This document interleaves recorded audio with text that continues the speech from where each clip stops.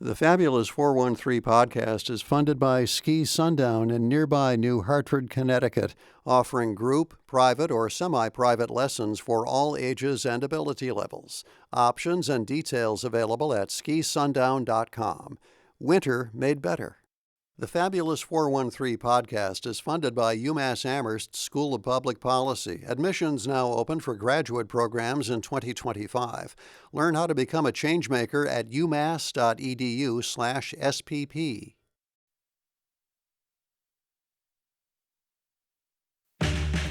Welcome to the Fabulous 413. I'm Khalees Smith. And I'm Monty Belmonte. Today we'll be broadening our scope beyond the borders of the 413.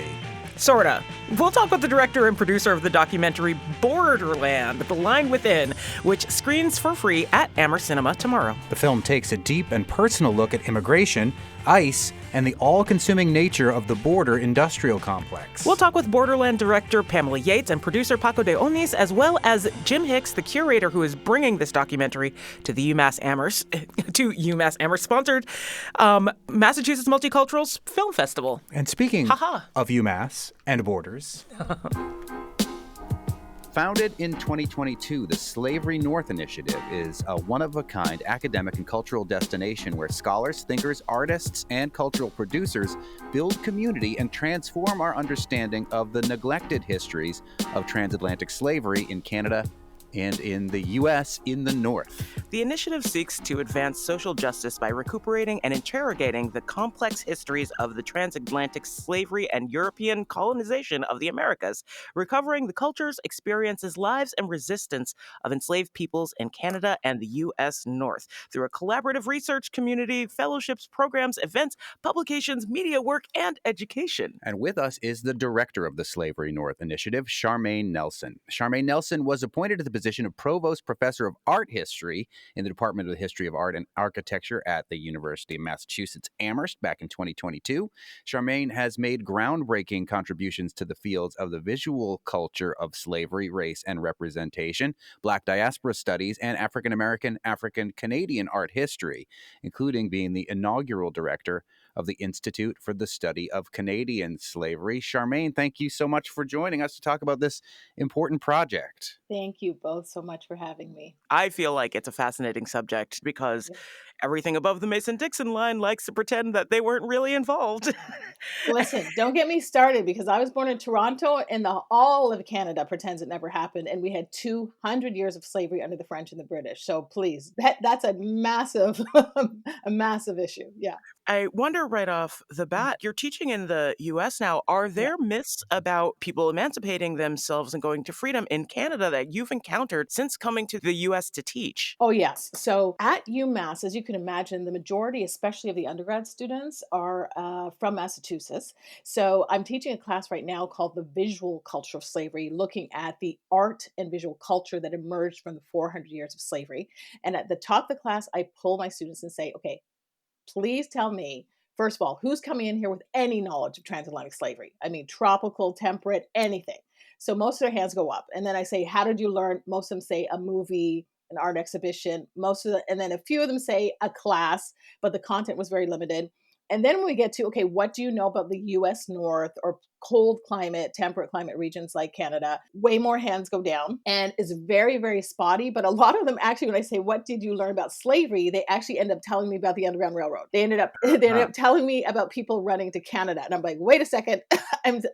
Content about people enslaved in the U.S. North. So very, very few are getting taught this. And I understand why, because there are very few scholars like myself who are doing the research to become expert in it, right? So there's a massive field, if you can imagine. There's so many scholars just studying all different kinds of slavery, from ancient slavery to modern sex trafficking.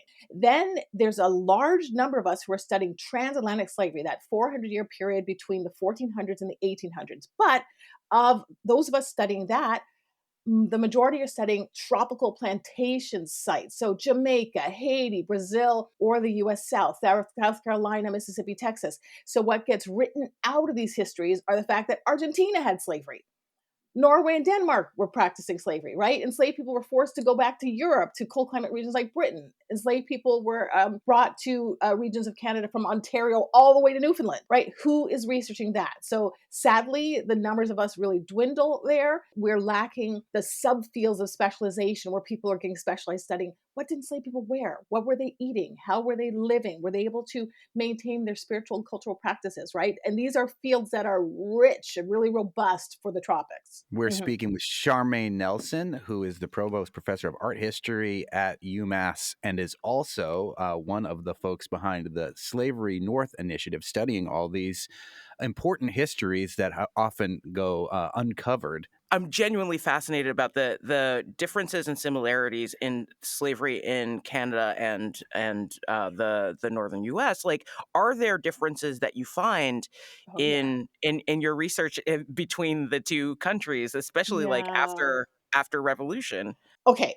Here's the thing. A lot of us as Canadians and Americans have forgotten that before the Revolutionary War, we were British North America, right? Everybody forgets that, right? So, what you have there in that moment when the Revolutionary War breaks out, there are different British governors and officials who release proclamations to British loyalists in what would become the USA saying, listen, if you support us, we will give you land and rations in what becomes Canada. And they also say, bring your slaves and servants with you, right? And then they say to the enslaved Africans and African Americans who are in the USA, if you come and fight on our side and support our war effort, we will free you and send you to Canada.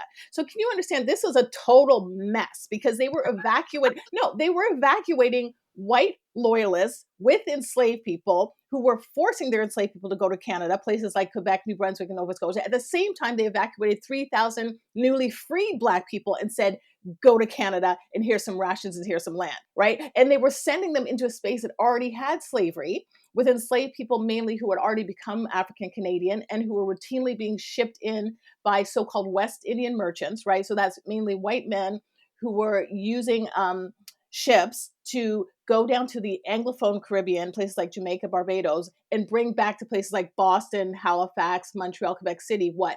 Rum, sugar, molasses, coffee, etc. So on those ships, a secondary cargo would have been enslaved people, right? People forget that. So they would have had all the barrels of rum or sugar. Then they would have had 5, 10, 15 enslaved people. So that those African Caribbeans were being forced up to Canada and the US North too. So this is incredibly complex. And to your point, before the Revolutionary War, what you find by looking at fugitive slave ads. So the ads that were printed by enslavers to hunt people who were resisting them through running away. Okay, so they print a description of you pre-photography. There's no photograph they can give to say this is what the guy looks like. So they're describing you. He's 5'8". He's wearing white breeches and has a belt with a silver buckle, et cetera, et cetera. Okay. In those ads, what you find is enslaved Black people in Canada were fleeing south into the USA just to get away from their enslavers. Right. And they would print things like this so-called, mixed race man, and they'd say Negro mulatto or something like that, to use the horrible colonial terms of the day, named Andrew, who has crooked fingers and is wrapping his head. And we suspect that he has passes that say he's a free man, but he's not. By the way, he's from Maryland. Why are you saying he's from Maryland? Because you took him from his family and his community, and he wants to go where? Home, right? That's why you print where he's from. Right? That, and also that he might have an accent that people can identify as a Maryland accent. So the complexity here, and who tells the story of the enslaved people fleeing from Canada? Who wants to talk about that? You do. Yeah, I'm like, yeah. You I mean, do. it's fascinating, right? Yeah, I really do. I do. Canada's like haven, right? Can I just iterate the ridiculousness of this? Slavery happened in Canada for 200 years, and the Underground Railroad was 31. And that's what we've enshrined. That's what everybody's being taught. Why? Because it makes us look and feel really good to say we were only ever abolitionists. But 2 centuries, let's just sweep that under the rug. Let's not talk about that. Under 2 empires. The Slavery North Initiative is essentially like kind of a research collaborative. So who is involved in Slavery North? Okay, so here I am as a founding director, and I do my own individual research. So for instance, I've published 9 books to date, books, chapters, journal articles. I lecture widely. I do wonderful media interviews with wonderful folks like yourself. Then I have a team at Slavery North that includes a director of research and engagement, soon to include a director of curriculum and outreach, and a wonderful administrative assistant. And we as a team, along with a soon to be hired associate director, will also be generating Slavery North research, like what? A podcast, like academic conferences, like workshops for the public, and also specialized categories of people like librarians and archivists. And then also we want to generate art exhibitions as well, all around our 5 mandate areas, which all in some way have to do with slavery in Canada and the US North. Then on top of that, from year to year, we will welcome anywhere from 9 to 27 fellows who will be across different categories of students, scholars, and artists. Listen, another thing that makes this really different is we're offering fellowships to undergrad honor students who are writing a thesis, MA students, PhD students. The artist in residence category is rarely open. So right now our artist in residence is a nonfiction writer. 2 other artists in residence just joined us in January, and one does mixed media work and one does drawings and paintings. But from year to year, it might be a playwright, it might be a painter, right? And then the last category are visiting professors who typically will either be from UMass or elsewhere, who are already appointed as a professor at another institution or at our institution. But the wonderful thing is they're all working on their individual research project. But what we're offering them is a cohort mentality, a place where, because I'm there, because my associate director will be there, because the other fellows are there, they'll sit down and be working in a space where other people will immediately understand the specificity of what it means to be working on slavery in Connecticut or New Brunswick or Massachusetts or Nova Scotia, as compared to the other places where they could go, where even their other scholars of transatlantic slavery studies are almost always focus on the tropics. So what makes me special too is that of my fellows, the cohorts that I'm welcoming, I insist that artists in residence be at the table, because the artists are the ones who get to who? The general public. And none of this knowledge will shift if the person on the street doesn't understand what slavery was and understand why we're still experiencing anti-Black racism today. There's a direct line between those two. More from the director of the Slavery North Initiative, Charmaine Nelson, including a look at how art helps frame historical context and how the organization helps to broaden the study of slavery in northern and temperate climate areas. And later we'll find out more about the Massachusetts Multicultural Film Festival and its first film, Borderlands. You're listening to The Fabulous 413 on 88.5 NEPM.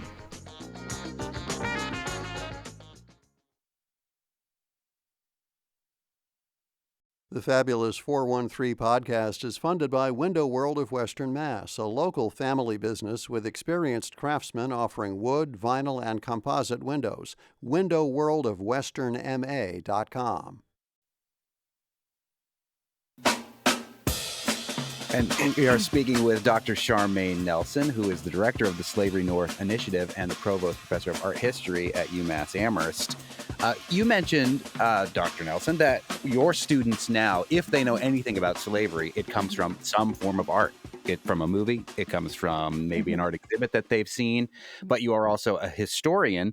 Can you tell us something about some of the art that exists from this time frame that you're looking at historically, and how the art of that time frame adds to the conversation about understanding slavery in the northern U.S. and Canada? Thank you so much for that question. Yes, so there is a 400-year archive of art and visual culture created by white enslavers and their surrogates, right? The people who want to make what we call pro-slavery art. Let me make some art that justifies and sustains and props up slavery. And then, of course, they're the people who are making art that we call abolitionist or anti-slavery art, to try to disincentivize people from doing things like drinking coffee, eating sugar, saying to them, do you know where that comes from? And do you know who's being forced to produce it, etc. There are also, of course, people of African descent making art or trying to maintain their cultural and artistic practices against great odds, right? So first of all, they're usually the poorest population in any society. They weren't allowed to accrue wealth for themselves. They were considered chattel under the law, meaning movable personal property, whose job it was to make wealth for the people who claimed to own them. There were all kinds of prohibitions that enslavers put against or placed upon enslaved populations, including cultural prohibitions. Stop playing your drum. I don't want you to speak your language anymore. I'm going to change your name. I'm going to cut your hair off. Stop wrapping your head in that way. I don't want you to bury your dead like this. By the way, now you're a Christian. All this is going on, and you're materially deprived. So if there was something that you were making back on the west coast of Africa, let's say, can you even find the materials to reconstruct that? You might remember what it looked like and how to make it, but can you find that if you get dropped in Quebec City? Can you find that if you get dropped in South Carolina? What does that look like? So the enslaved people are making art as well. So one fascinating example is an enslaved man that we know by the name of David Drake. And it's really rare that he has a last name because most enslaved people's last names are the names of the people who own them. So Drake is likely the name of the enslaver's family, of course. David was forced to learn to become a ceramicist, and he made all these different ceramic pots. The pots were actually beautiful and functional, but what is phenomenal is that David Drake, again in South Carolina, coming out of a region that was famous for pottery making, he was literate. So he signed his pots and he actually wrote poetry on his pots. So this is the rare example where we know an enslaved person made it and we know which enslaved person made it. Usually what we're left with is we know enslaved people made certain things, but we can't identify which person or group of people made it. Now, on the flip side, white people were producing all kinds of so-called high art and low art. So for an example, high art portraiture would be like a marble sculpture or let's say a bronze sculpture or an oil painting across different genres, meaning they're making history painting. They're making house portraits, like paint me a portrait of my house, which also happens to be a plantation where I'm enslaving 500 people, right? So you find art like that that really speaks to slavery. The genre of portraiture is an interesting one because it gets transformed radically when enslaved people are introduced into it, okay? And I'll give you, I'll break this down really quickly for you. So typically the genre of portrait is what? It's an image of a human being who actually lived, right? If we just sit down and say draw a person, it's not a portrait if it's not a person who actually lived, right? So portraiture, though, high art portraiture was defined by a relationship, an economic one, between the sitter, the person being represented, and the artist who they're paying, not just to represent them, but make a flattering likeness, make me look good, or this money will not change hands. Now, you introduce enslaved people into this. Enslaved people were usually forced to become sitters by their enslavers who wanted to represent them to demonstrate their wealth and colonial reach. I can own this thing, this piece of chattel from Africa. So almost never do you have a situation where the enslaved was a willing sitter, and almost never do you have a situation where the enslaved became the patron of their own likeness and owned the painting or the sculpture at the end when it was finished. So you have then coerced sittings. And often what happened was the enslaver, the white enslaver, insisted that the enslaved appear in the same portrait with them in a compositionally lower register, meaning stand behind me, stand in the shadows, hold the bowl of grapes, look up to me like you're in love with me. Compositionally, where they're positioned, what they're doing, they're often actively laboring in the depiction. All of this was to then demonstrate their status as lower than the white sitter in the painting. So the portraiture became a genre where you could actually concretize or reify the racial hierarchy with whiteness on top and blackness at the bottom, if you get me. And that I'm saying too, as an art historian, I understand that there was a 400-year visual archive created in the moment of slavery. Most scholars focus on the written or the printed archive. And I'll just add, so now anytime anybody criticizes you because you want to be an art history major, look at how important it is. Most historians, they'll slap a picture, like a relevant image that came out of transatlantic slavery on their book about transatlantic slavery, and they act like it's transparent and it speaks for itself and there's no ideological force to it. It does not need to be analyzed. And then they just continue with whatever the content of the book is. And as art historians, we're always like, oh no, not again. We have a real beef with that. We have a real problem with that. You mentioned the 5 tenets of the 5 mandates for the Slavery North Initiative. Could you list what those are for our listeners? For sure. So I'll break that down for you. So the first one is whoever's studying just slavery anywhere in Canada. So, and again, we're always focused on transatlantic slavery that happened typically between, for 400 years, between the 1400s and the 1800s. For Canada, we're talking 1600s to 1834. because we abolished slavery in Canada when Britain abolished slavery because we remain loyal to Britain. So for folks focusing on Canadian slavery, you're welcome to apply and come be with us. Focus study on slavery in the U.S. North, so places like Connecticut, Rhode Island, New York State, Massachusetts. People focusing on a comparative study between Canada and or the U.S. North and another northern region. So say you're someone studying Canada and Argentina for some reason. That would work for us as well. Then the next category, the fourth one, people that are studying interconnectedness between slavery in Canada, the U.S. North, and the Caribbean, because people have forgotten again that there's this deep, deep historical connection between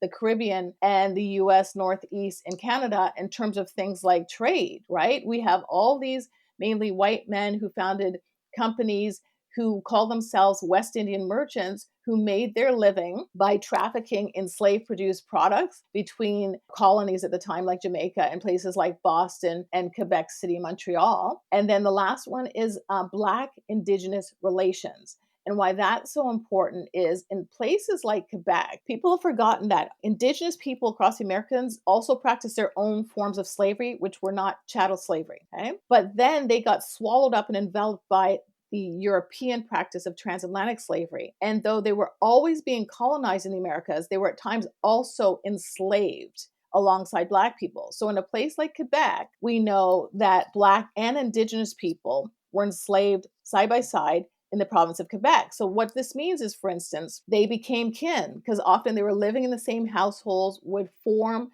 relationships, would have children together. So there would have been not just a mixed race Black-white population in a place like Quebec. There would have been a mixed race Black Indigenous population there. And where you can see this too, of course, would have been in things like their food cultures, their music and cultural practices, and also things like how they were dressing. So again, if you go back to the fugitive slave ads I mentioned earlier, again, the ads that were printed by enslavers when someone would resist through flight. What you'll see in Quebec is that the enslaved people who are Black are running away wearing European and African and Indigenous dress. So they might have on moccasins, which are Indigenous. They might be wrapping their head in a West African way, and then they're wearing breeches or or they're wearing a skirt or something that is a European form of dress.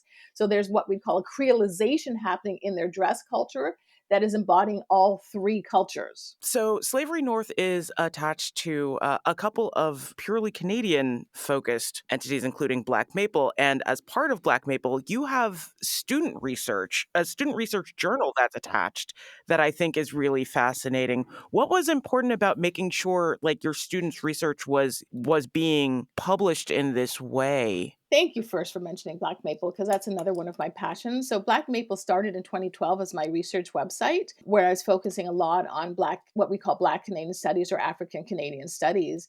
And then I realized, I looked around, why are there no magazines directed at Black Canadians? You have to understand, Canadians, we love American culture.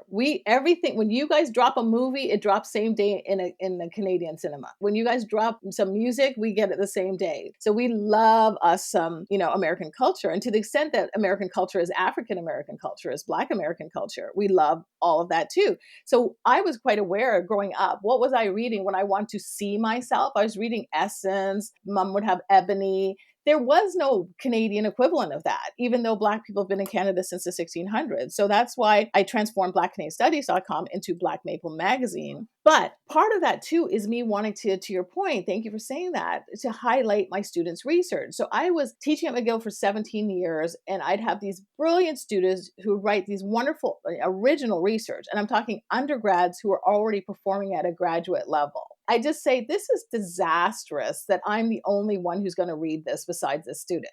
That can't happen. Most student journals are publishing master's and PhD work. So I launched a journal that's mainly publishing undergrad student work, because the other thing too is, listen, if I want to grow the field of Canadian slavery studies and slavery studies in the U.S. North, I got to put my money where my mouth is. So part of what I've been doing, again, which most professors don't do, is I've been teaching undergrad students how to do what's called primary research, how to find the either manuscripts, right, the one-of-a-kind handwritten documents, and or the printed documents, let's say to go back to an 18th century newspaper, that were created in the period of slavery. Most undergrad students are not called upon to do that. The professor will say, go find a book from 2020 and read about what someone else went and dug up out of the archive. But no, I have taught my students how to do the primary research. There's a whole section on blackmaplemagazine.com that's about slavery research. So it is completely tied into and plugged into the Slavery North initiative as well at UMass.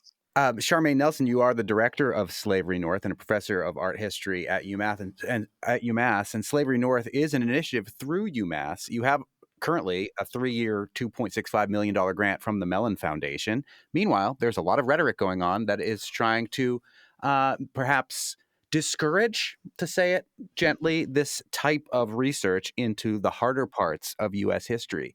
Has that affected the work that Slavery North or you are doing, or that you anticipate you will be doing through this grant and through UMass? Wow. So to your point, we're in this very specific moment where DEI anything is being attacked and being misread, and also where, quite frankly, histories of Black presence in the Americas is being undercut, are being undercut, right?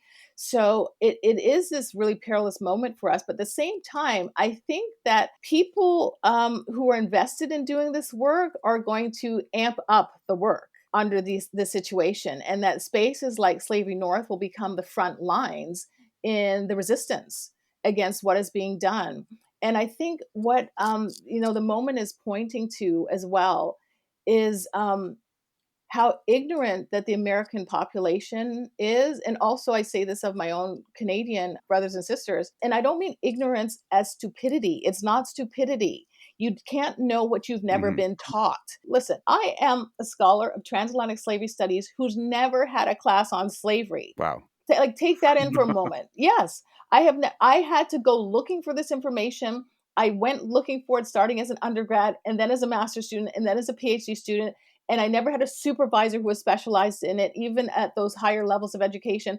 I had to say, no, I understand I need to learn this because I am saying I want to study, for instance, portraiture from the 18th century that's representing enslaved people. How can I make any sense of this and analyze it with any merit if I don't know what slavery was? So I had to go off and teach myself. When I left the country, I was one of 4 people who had jobs at a Canadian university who were expert in Canadian slavery. So it's easier to go to Canada and learn about slavery in South Carolina than it is to go to Canada and study slavery in New Brunswick. Wow. So this is what we're up against. And there's the same ignorance in the USA, again, a lack of knowledge. And why this matters is that the anti-Black racism that we're experiencing today, every day where we're being hyper-surveilled, did not begin in the 21st century. It started in the period of slavery and it has never been cleaned up. Well, it has been fascinating talking with you, Dr. Charmaine Nelson, who is the director of this project, Slavery North, and provost professor of art history at UMass Amherst with this Slavery North initiative through UMass.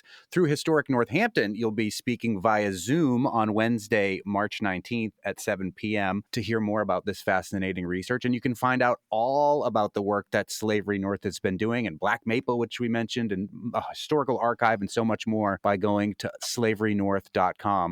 Thanks for spending so much time with us and elucidating this really important history that very often gets far too overlooked. And just going to throw out that, their fellowship applications are currently open until March 2nd. So if you're interested, you can get on it. Thank you. Thank you. Thank you so much. Yeah, we have our calls open for the artists in residence and for visiting professors, and we should have the calls for the students open shortly. Thank you both so much. I really appreciate it. You'll be able to hear an extended version of our conversation about Slavery North on our podcast later this evening. Up next, we turn our attention from the northern border of the U.S. to its southern border and how that border's security state knows no bounds. Borderland, The Line Within is a new documentary that will be screened for free at Amherst Cinema tomorrow, February 19th, as part of the Massachusetts Multicultural Film Festival, with this year's theme, Documenting Dissent. We'll talk to festival curator Jim Hicks and Borderland director Pamela Yates and producer Paco de Onis next. You're listening to the Fabulous 413 on 88.5 NEPM.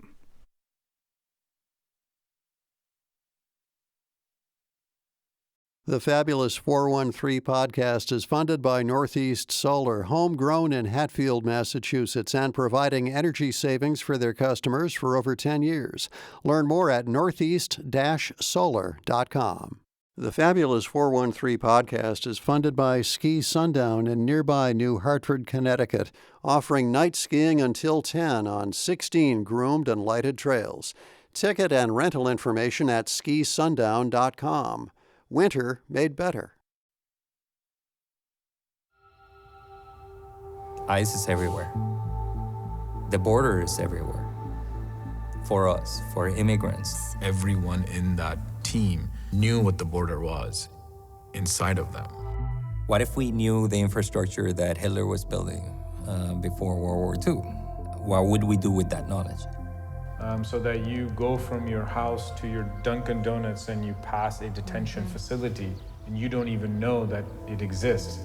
The infrastructure that was being prepared That was the end getting game. prepared for massive separations, massive deportation. What does the removal of 12 million look like? I want to believe that the judge is going to allow me to stay here in the country, but if he doesn't allow me, he has to know that I'm going to fight. Welcome back to the Fabulous 413. Borderland, The Line Within is a new documentary directed by Pamela Yates and produced by Paco de Onis. There is a free screening of the film tomorrow, Wednesday, February 19th at Amherst Cinema. It's part of the 32nd annual Massachusetts Multicultural Film Festival presented by the Interdepartmental Program in Film Studies at UMass Amherst and is this year guest curated by senior lecturer in the Department of Comparative Literature and the editor of the Massachusetts Review, Jim Hicks. Jim Hicks, director Pamela Yates, and producer Paco de Onis join us now. Thank you all for coming into the studio today. It's a pleasure. It's a pleasure. Thank you for This having is us. a powerful watch, this movie. Incredible movie. And Thank you. Pamela, as the director, you're also kind of a character in the movie, and it feels almost like a sequel to a movie that you were working on years ago that took place in Guatemala. Can you tell us sort of the background, the beginnings of this story that you tell? Well, I went to Guatemala first in 1982 to make a film called When the Mountains Tremble. And over the next 35 years, I made actually a trilogy of films. I like to say 35 years, 3 films, 1 story. And in many ways, Borderland is the 4th in the quartet of films that began in Guatemala. But it all takes place in the United States. And one of the lead protagonists is Maya Ixil from the highlands of Guatemala. So that's really how it all started. But this particular film started out of real anger that I had in the first Trump administration at the humiliation and cruelty that immigrants and immigrant families, how they were being treated in the United States. And there were a lot of people living here who had great and creative ideas about how to welcome immigrants, how to make the trip easier, how to build strength in immigrant communities. And that is all what went into telling the story of Borderland. It's about immigrant rights organizing in the shadow of what we call the border industrial complex. The billions of dollars of our taxpayer money that's spent every single year trying to capture, incarcerate, deport, and separate families. Money being spent, or profits being made, better said, on the backs of the suffering of immigrants. And so it was that anger that drove Paco and me to tell the story of Borderland. Paco, tell us about your involvement in this film. Well, I'm the producer, but I'm not. One of my roles is to raise money for the film, but also I'm out in the field when we're making the film and filming. So, so my role is double in that way. I'm, sort of a thought partner with Pamela in as we make the film, and we're a nonprofit organization, so we basically, we raise grant money to pay for the film or philanthropic donations because, we don't really make these films as a commercial endeavor. We're making them really to advance our thinking and people's thinking about human rights, and in this case, immigrant rights, but immigrant rights are human rights. So that is how we operate.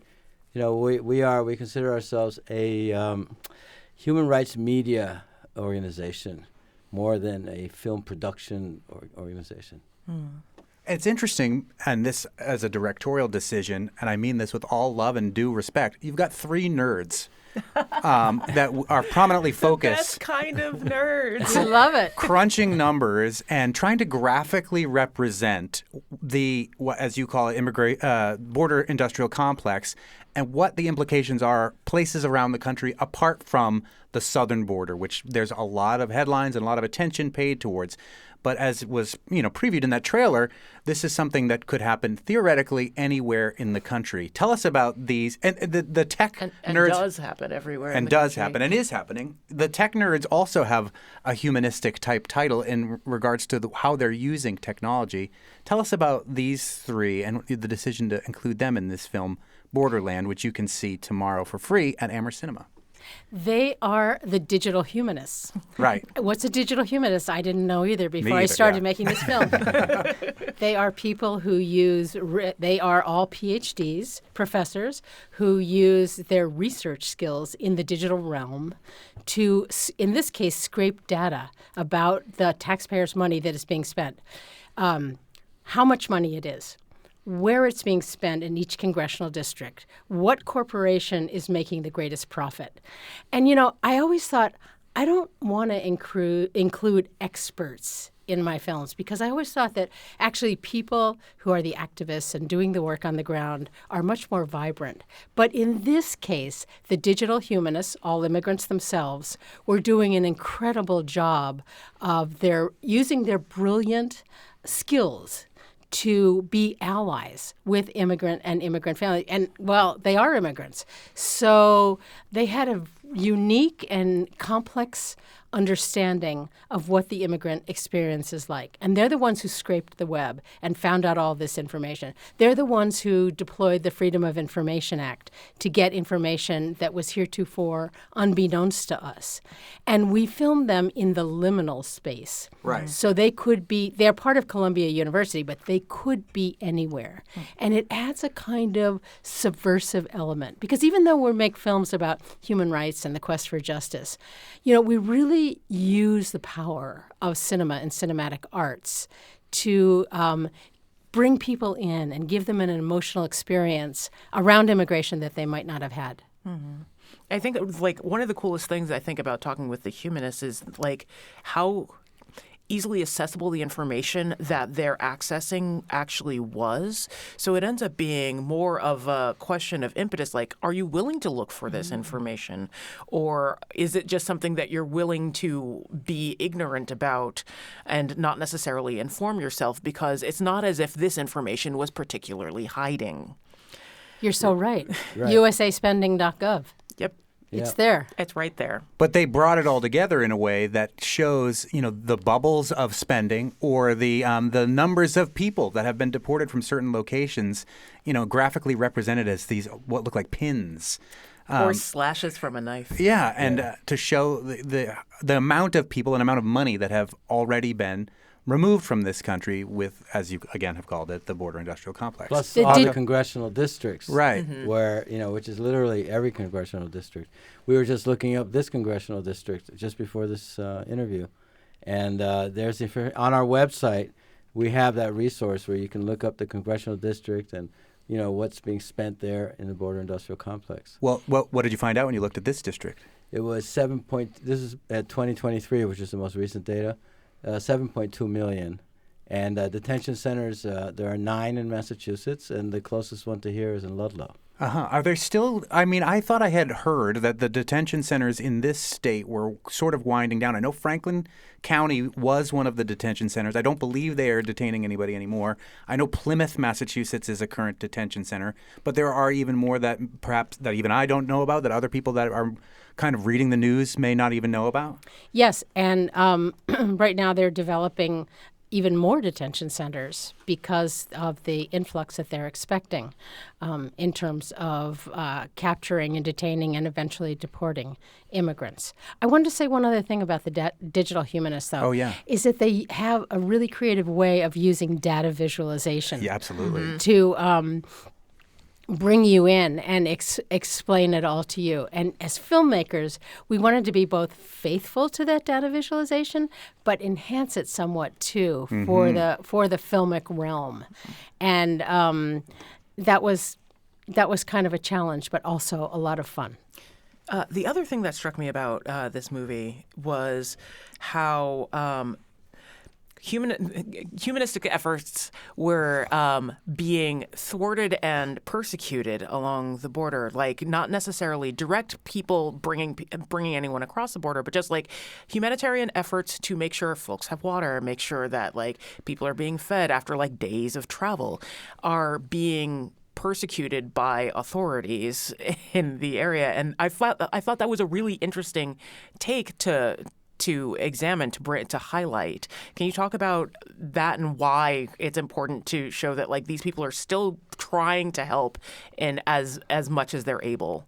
Yeah, and if we could reach a critical mass of people living in the United States doing that kind of humanitarian aid work, people that can do very simple things in every single community across the United States. And as we've been traveling around with this film, and in Amherst too, we always try to work with local groups who are doing that work, so people coming to the screenings can hook up and get involved too. But it's true. Why would the federal government go after young people who are leaving food and water in the desert, who are creating camps to give people medical aid who might otherwise perish in the desert? There's no reason for it. And luckily, the young people have been able to do a kind of social jujitsu and turn that case against the federal government and highlight their cruelty. But still, they're working under enormous pressure.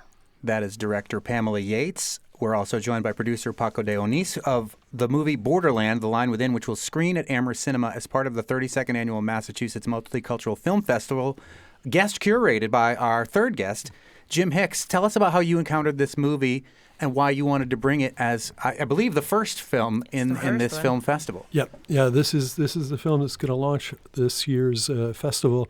And when I found out about it, actually I've known about their work for a while now. I've got this nod to become the guest curator, I think, because I'm probably the longest standing and most assiduously faithful audience member for the Massachusetts Multicultural Film Festival. Have you been to all 32 years? Not quite that many, but at least 20 years. Wow, right? that's great. Yeah. That's still a lot. But when I heard about this film, I said, oh my God, this absolutely has to lead, because we know, and we knew and we know what's coming. So we knew from the beginning that we wanted to focus this year's film series around dissent. It took us, we saw probably 36 different movies before we decided on the 9 that we're going to screen. But we knew that this issue had to be the first issue that we address. And it's not the only film that does. We're going to show...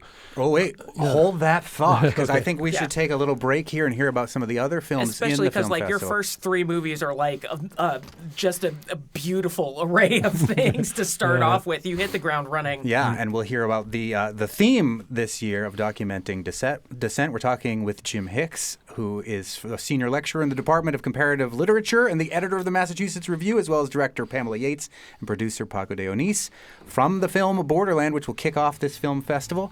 More with them coming up in just a little bit. You're listening to The Fabulous 413 on 88.5 NEPM.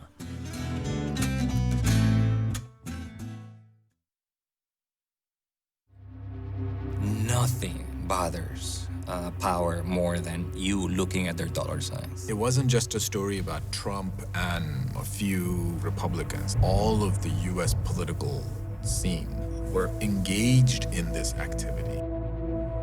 We have to look at what's happening right now in the United States. In this particular historical moment, the imminent danger is the rise of fascism. It threatens all of us. It threatens the promise of the United States. For all its flaws, it still promises something. And it's something that we have to keep on fighting for. Well, Welcome back to the Fabulous 413. That's from the film Borderland, The Line Within, which will screen for free tomorrow evening at Amherst Cinema as part of the 32nd Annual Massachusetts Multicultural Film Festival. We're joined by that film's director, Pamela Yates, and producer, Paco de Onís, as well as the guest curator of the festival, Jim Hicks, who is the former editor of the Massachusetts Review after 15 years. Talk, Jim, about this, that you, I'm assuming, chose the theme and why you felt this was an important time for this particular theme for this film festival. Yeah. No, we knew that we wanted to focus around dissent because we knew the world we'd be looking at and the necessity of resistance and dissent. And obviously, a movie series isn't necessarily going to change the world, but it can at least take steps in the right direction. As we watched films in order to decide which ones we were going to screen, we just kept seeing amazing documentaries, one after the other, just experimental, lyrical, urgent. And so eventually we just said, look, let's call it Documenting Dissent. Mm-hmm. And let's focus on documentary as an incredibly important genre of filmmaking in this time. So that's what we did. All of these films are documentaries, with one exception, also a film about immigrant rights. It's called Green Border. The director is the amazing Agnieszka Holland, who people will know from Europa, which won all kinds of awards, from episodes of The Wire, which, of course, best TV ever. But the indigeneity and indigenous rights and immigrant rights are a theme that runs throughout this series, because as Pamela and Paco were saying, this is where the violence happens. This is the people who suffer the most. So that's what we're focusing on too. The second, we're actually bringing a director for the second week of the series, too. All the rest of the screenings are on the UMass campus in Eisenberg 137 at 6:30 p.m. And the second film the second week, we're bringing a director, an Iranian director who teaches in the UK, Nariman Masumi, who has an amazing documentary that I saw, a short film on Dylan Thomas's 1951 trip to Iran, where he was supposed to write a film script for what would eventually be called British Petroleum, so a propaganda film. When he got there, I think it was the first time he saw colonialism close up, and he was appalled. And he knew he was set up, and he wrote a script for them. The film was never made. and Naz Mazumi says what he tried to do using archival photographs, footage, an actor reading Dylan Thomas's notebooks and poems, is make the film that Thomas wanted to make. And it's stunning. It's going to be shown with a film from the DEFA Film Archives, which is equally beautiful.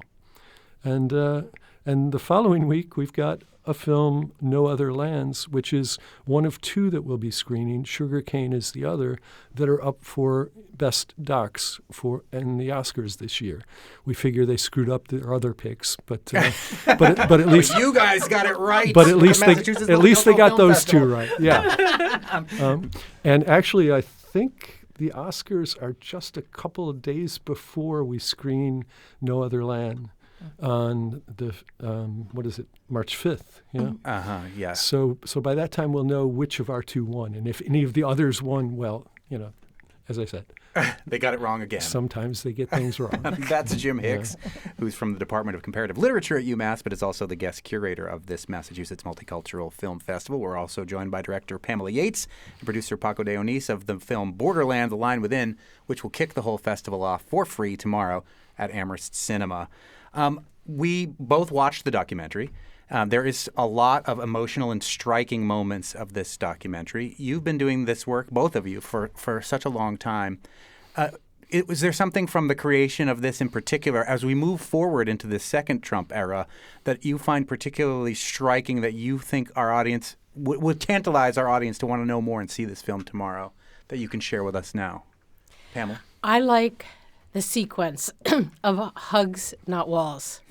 Abrazos, no muros. I loved this part. because it is a celebration of joy, of immigrant joy. It's a coming together of immigrants on the Texas side and the Mexico side of the border, and they get to hug family members that they're separated from for 3 minutes. And there are hundreds of people that travel thousands of miles to be able to hug each other. It shows the pathos of family separation, but it also shows the strength and the incredible political force of immigrants in our country. And you feel the emotion of what these people have to go through when they do have this one small 3-minute moment that may have been months, weeks, years in the making. It's powerful and beautiful stuff. I mean, I feel like you might have answered this question, but in the same way, you've been working on this now quadrilogy for decades. What in this story that you've been covering gives you hope for what could happen? I think the creation of movements, how movements are built, what people do, what they give up, what they sacrifice, but also what they gain from networking and building strength. So I am always inspired by that. And, even in the darkest moments, there are always people finding a way forward. These are the dissenters. And we choose those people to be the protagonists in our film. And that gives me a lot of hope. Paco, sorry. What about you? What's a moment that you take away that you think people need to know about this film, Borderland, will screen tomorrow? It's more than a moment, really. It's what runs through a lot of the film, which is the revelation, the exposure of the border industrial complex, which we found at every screening, audiences at the end are like, oh my God, I had no idea. And these are people who have been thinking a lot about immigration and have in many cases protesting, resisting, but they didn't know the extent of the infrastructure that has been created, which is now being implemented big time like we haven't seen before. So I think that's an important thing for people to take away as well, that this is right under their feet. It's right where they are.